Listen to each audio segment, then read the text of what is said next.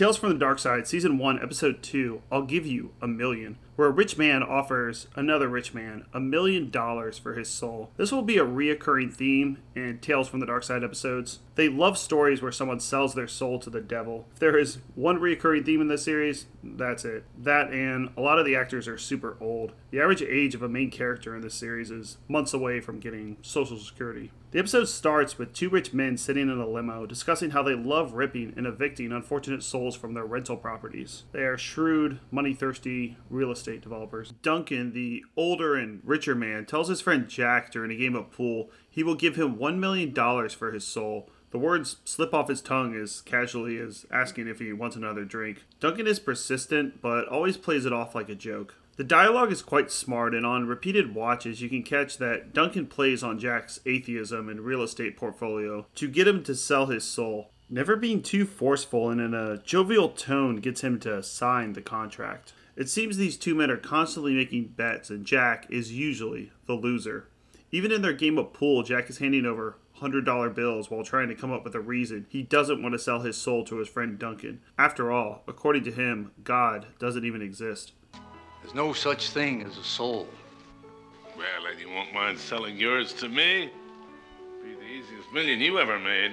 These two frenemies will play nice around others and make real estate deals together, but both partners have skeletons in their closet. Duncan reminds Jack that his old partner mysteriously died, and he puts in the contract that if for some reason he dies, Jack will not get the $1 million.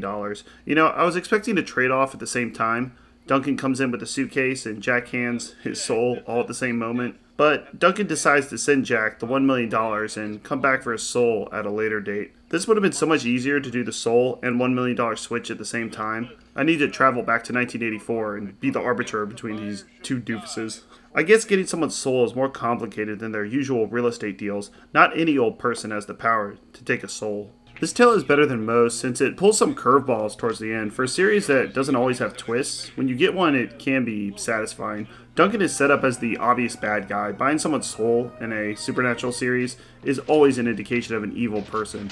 But it does get a little confusing. One twist is okay, but when you start getting Inception levels of half deals and people coming back from the dead, it gets a little confusing. It's enjoyable, but wow, the ending throws about 3 twists at you. Basically, everybody gets screwed.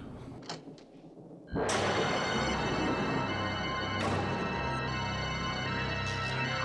to fulfill the contract.